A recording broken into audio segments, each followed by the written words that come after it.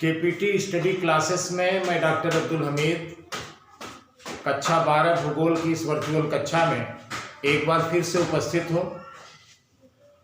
आज के इस वीडियो लेक्चर में हम लोग आपकी दूसरी पुस्तक के अध्याय 3 यानी मानव विकास से संबंधित कुछ बिंदुओं का अध्ययन करेंगे। बच्चों, मानव विकास शीर्षक से एक पाठ आपकी पहली पुस्तक यानी मानव भूगोल के मूल सिद्धांत में था, जिसे मैं कुछ वीडियो लेक्चर के माध्यम से आपको समझा चुका हूं। एक बार फिर उन सभी लेक्चरों को आपको देखने की आवश्यकता है। आपने मानव विकास के उस पूर्व अध्ययन में मानव विकास की संकल्पना, उसके सूचकों, उपागमों, इन सभी तथ्यों का जो अध्ययन किया था वो विश्व के संदर्भ में था। इस अध्याय में हम लोग इसका अध्ययन भारत के संदर्भ में करेंगे। ठीक है, तो आइए सबसे पहले एक बार हम फिर से मानव विकास का अर्थ समझते हैं, यानी मानव विकास क्या है। बच्चों, आपकी पुस्तक में मानव विकास को लेकर के जो परिभाषा दी गई है वो कुछ इस प्रकार है कि मानव विकास वह प्रक्रिया है जिसके अंतर्गत स्वस्थ भौतिक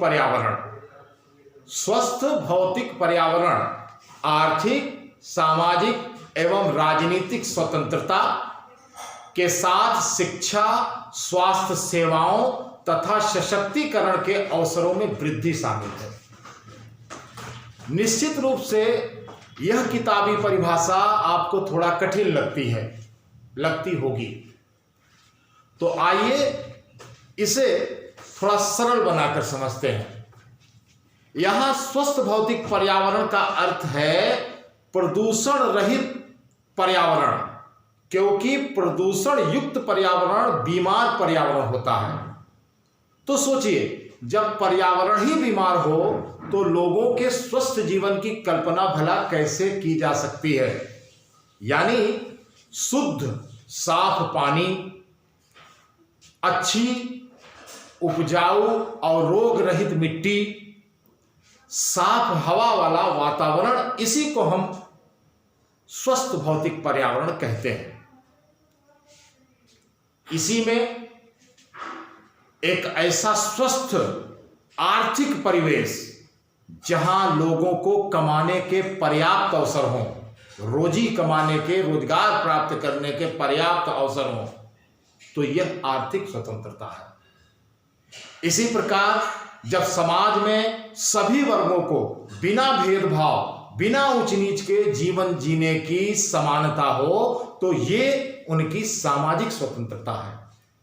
साथ ही साथ सबको, सभी वर्गों को राजनीति में सहभागिता का समान अवसर प्राप्त हो, तो ये राजनीतिक स्वतंत्रता है। इन स्वतंत्रताओं के साथ, स्वस्थ भौतिक पर्यावरण के साथ अच्छी शिक्षा, चिकित्सा और मनोरंजन की व्यवस्था के साथ सभी वर्गों के लिए उन्नति के पर्याप्त अवसर हो, यही मानव विकास है।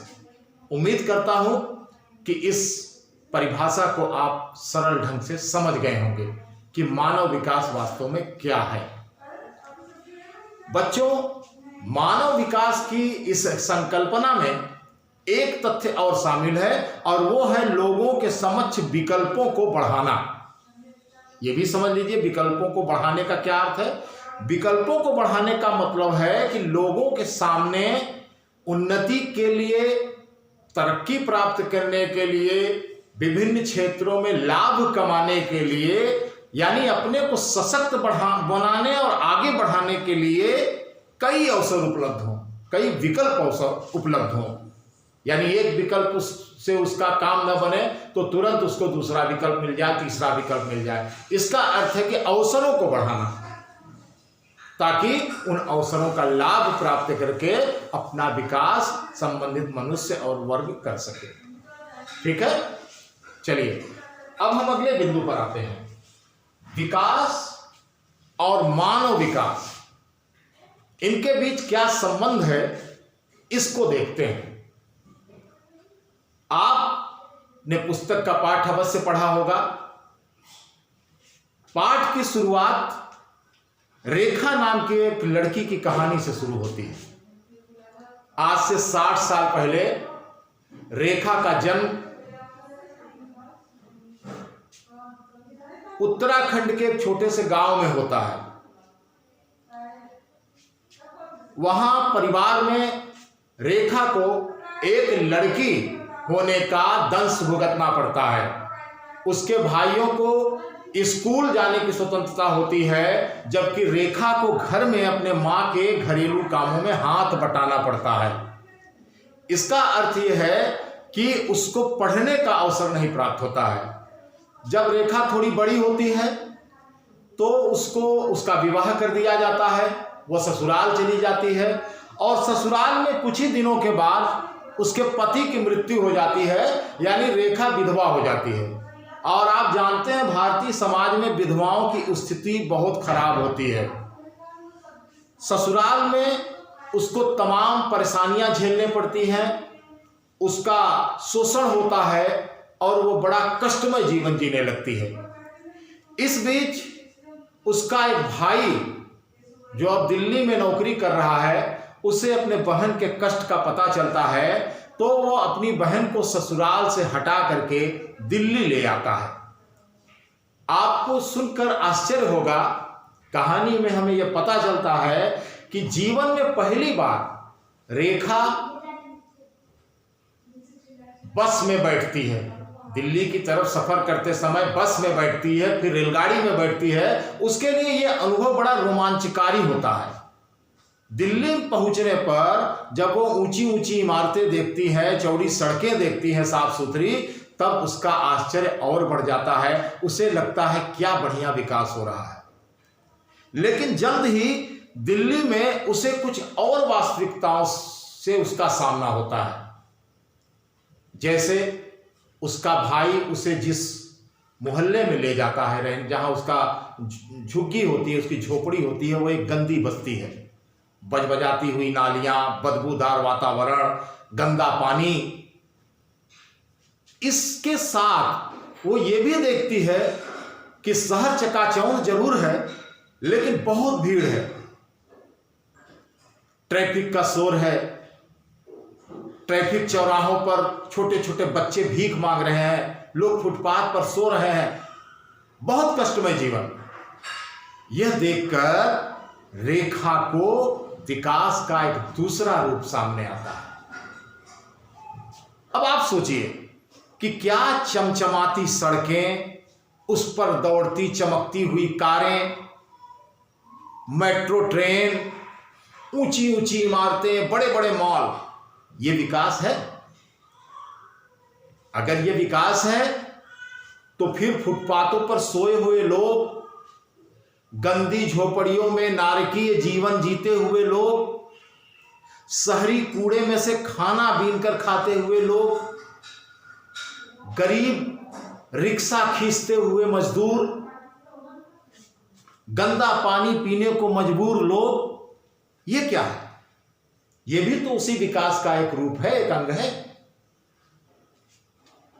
तो इसका मतलब रेखा की ये कहानी हमें यह बताती है कि थोड़े समय में कुछ प्रदेशों या लोगों के लिए जो विकास किया जाता है, उससे बड़े पैमाने पर पारिस्थितिकी असंतुलन पैदा होता है।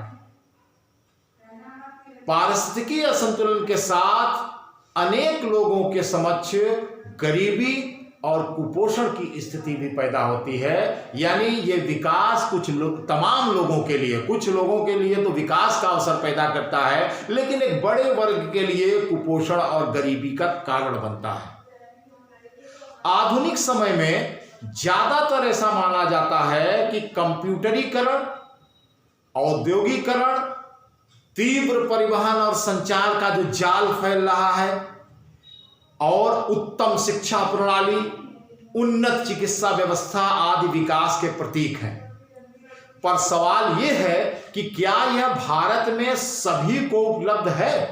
क्या इसका लाभ भारत का हर वर्ग उठा पाता है?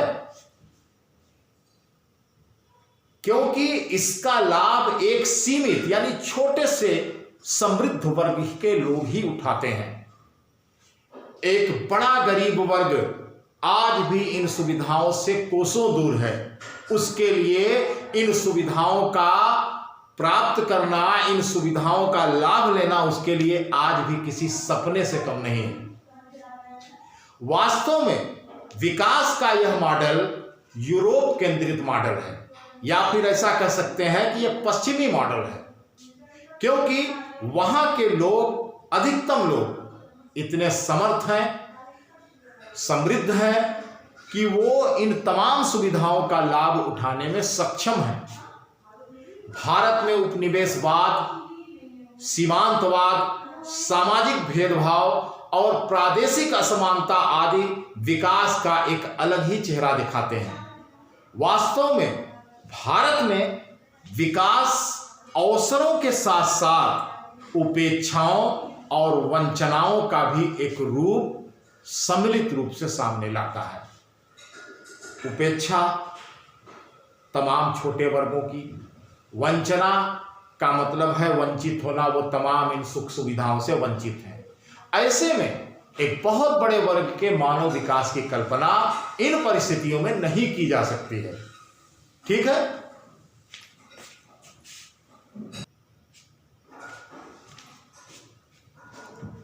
बच्चों, हमारे देश में कुछ खास क्षेत्रों में रहने वाले एक छोटे से जनसंख्या समूह को आधुनिक सुविधाएं प्राप्त हैं। वहां ये सुविधाएं मौजूद हैं, जैसे कि कुछ बहुत बड़े महानगरों आदि में। लेकिन दूसरी तरफ अगर हम गांवों को देखें, वहां बसे हुए बड़े जनसमूह को देखें, नगर की गंदी बस्तियों में जहां साफ पानी पीने को मयस्सर नहीं है, उपलब्ध नहीं है, शिक्षा और स्वास्थ्य की आधारभूत सुविधाओं का भी अभाव है ऐसी गंदी बस्तियों और ग्रामीण क्षेत्रों में, तो वहां पर हम मानव विकास की कल्पना कैसे करें। भारतीय समाज आज भी आप जानते हैं अनेक वर्गों में, अनेक जातियों उपजातियों में बटा हुआ है। प्रायः इन अनुसूचित जातियों, अनुसूचित जनजातियों, कमजोर वर्गों के साथ भूमिगत कृषि मजदूर जो हैं, जिनके पास अपनी जमीनें नहीं हैं, और गरीब किसानों का एक बड़ा तबका आज भी हाशिए पर है। हाशिए पर होने का मतलब क्या है? यानी वो एकदम पिछली लाइन के पास है, पिछले पायदान पर, एकदम अंत में है, इन सुख सुविधाओं से बहुत दूर है अभी वो। ठीक है। इनमें भी जो स्त्रियों की जनसंख्या का एक बड़ा हिस्सा है, वो तो और भी कष्ट भोग रहा है, वो और भी कष्ट भोगी है। पर्यावरण प्रदूषण भी विकास का एक संबंधित पक्ष है, जैसा कि मैंने पहले ही बताया। यह भी मानव के निम्नतर जीवन के लिए, निम्नतर जीवन स्तर के लिए जिम्मेदार है। इस प्रकार की सभी परिस्थितियां भारत के एक बड़े मानव वर्ग के जीवन की गुणवत्ता और मानव विकास पर प्रतिकूल प्रभाव डालती है। आप इसको समझ सकते हैं। आइए अब हम एक और बिंदु की बात करें, जो है संयुक्त राष्ट्र विकास कार्यक्रम यूएनडीपी और भारत। बच्चों, मानव विकास को परिलक्षित करने के प्रयास होते रहे हैं, और इन प्रयासों के अंतर्गत यूनाइटेड नेशन यानी संयुक्त राष्ट्र संघ द्वारा संयुक्त विकास कार्यक्रम, संयुक्त राष्ट्र विकास कार्यक्रम यानी यूएनडीपी के अंतर्गत 1990 में प्रथम बार मानव विकास रिपोर्ट प्रकाशित की गई। मानव विकास रिपोर्ट क्या था इस रिपोर्ट में?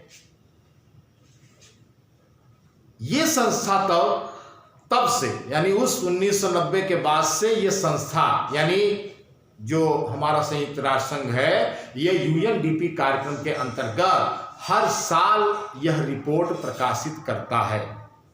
यह रिपोर्ट मानव विकास को परिभाषित करने के साथ इसके सूचकों में संशोधन और परिवर्तन भी करती रहती है। और सबसे महत्वपूर्ण जो बात है इस रिपोर्ट की, वो ये है कि विश्व के विभिन्न देशों का परिकल्पित सूचकांक के आधार पर एक कोटि क्रम की सूची प्रस्तुत करती है।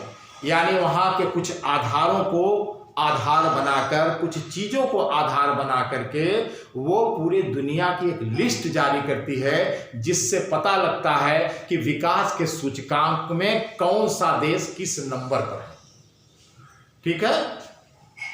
मानव विकास सूचकांक के मूल्यों पर आधारित यूएनडीपी की 2016 में पेश की गई मानव विकास रिपोर्ट आपकी पुस्तक में आंकड़ों के साथ छापी गई है। आप उसका अवलोकन करें तो आप ये पाएंगे कि भारत सन 2016 में 0.624 स्कोर के साथ 172 देशों की सूची में 131वें नंबर पर है। 2016 की इस सूची के बाद अगर हम 2018 की रिपोर्ट देखें तो 189 देशों की सूची में भारत 0.640 स्कोर के साथ 130वें नंबर पर है। 189 देशों में 130वें नंबर पर 2018 में, और 2016 में 172 देशों में 131वें नंबर पर। आप सोच लीजिए, इस 2016 वाली रिपोर्ट से हमें एक बात और पता चलती है कि नॉर्वे, जर्मनी और संयुक्त राज्य अमेरिका क्रमशः पहले, दूसरे और तीसरे नंबर पे हैं।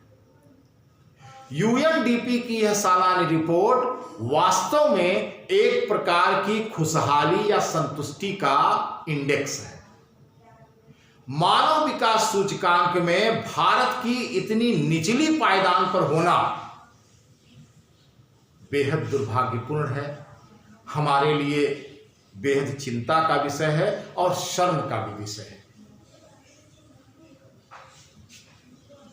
यद्यपि कई विकासशील देशों द्वारा स्कोर के परिकलन के लिए जो आधार चुने जाते हैं, जिसके आधार पर ये कोटिक्रम निर्धारित होता है, उसको लेकर भारत सहित कई जो है विकासशील देशों ने आपत्ति जताई है। आपत्ति जताने के आधार हैं। आधार क्या है कि ज्यादातर विकासशील देश उपनिवेशवाद, साम्राज्यवाद, नव साम्राज्यवाद जैसे ऐतिहासिक कारणों से पीड़ित रहे हैं। इसके साथ साथ जो मानवाधिकार उल्लंघन की घटनाएं हैं वो भी इन देशों में आम बात है। जातिगत, धार्मिक और लिंग आधारित सामाजिक भेदभाव से भी ये देश पीड़ित हैं। खासतौर से हमारा भारत। कई देश अपराध, आतंकवाद और युद्ध का दंश भी झेल रहे हैं। अतः ऐसे पीड़ित देश, यानी ऐसे पीड़ित विकासशील देशों को समस्या रहित विकसित देशों के साथ एक ही कसौटी पर कसना उपयुक्त नहीं लगता, ये उचित नहीं लगता। और भारत सहित कई विकासशील देशों के संदर्भ में यह आपत्ति उचित प्रतीत होती है। भारत, आप जानते हैं, 200 सालों से अधिक तक ब्रिटेन का उपनिवेश रहा, अंग्रेजों का गुलाम रहा। भारत को भारतीय संसाधनों का दुरुपयोग किया गया अंग्रेजों के द्वारा, और जिस उन्नति पर भारत उस काल में था उससे बहुत नीचे कर दिया गया। आजादी के बाद बड़े संघर्षों के साथ भारत धीरे धीरे आगे बढ़ रहा है, उन्नति की ओर अग्रसर है। हम इसको विकासशील देशों की श्रेणी में रखते हैं। साथ ही साथ आप जानते हैं, भारत अनेक जातियों और धर्मों, संप्रदायों और वर्गों वाला देश है। जातिगत स्तर पर, धार्मिक स्तर पर यहाँ पे तमाम समस्याएं हैं, भेदभाव है। स्त्रियों के साथ भी गलत है तो लिंग के आधार पर भी यहाँ भेदभाव की स्थिति दिखाई पड़ती है। ऐसे में बिना किसी समस्या वाले, हमेशा से समृद्ध रहे विकसित देशों को विकसित देशों को इस इंडेक्स में लाने के लिए जो आधार इस्तेमाल किए जाते हैं, अगर भारत जैसे समस्या वाले देशों में, विकासशील देशों में उन्हीं आधारों का प्रयोग करके ये इंडेक्स तैयार किया जाए तो निश्चित रूप से ये गलत प्रतीत होता है। और ये विकासशील देश, भारत सहित जो विकासशील देश इस पर आपत्ति उठा रहे हैं, वो सही प्रतीत होता है। ठीक है, तो आज के लेक्चर में हमने इन 3 महत्वपूर्ण बिंदुओं को शामिल किया है। आगे अभी ये लेक्चर जारी रहेगा, इसके दूसरे संस्करण में हम आपसे फिर मिलेंगे। तो आज के लिए इतना ही, धन्यवाद।